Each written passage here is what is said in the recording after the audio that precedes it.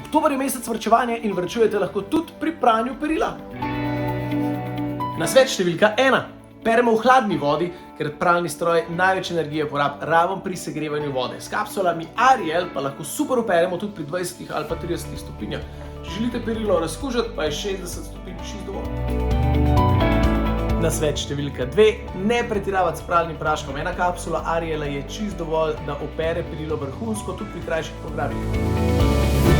S kapsulami Ariel zaščitimo perilo in barvo perila. No pa tudi naravo zaščitimo, zato ker so zdaj v novi kartonasti embalaži, ne pa v plastični. No pa še en nasvet. Ne id z isto majico v službo, s katero ste bili včeraj v fitnessu.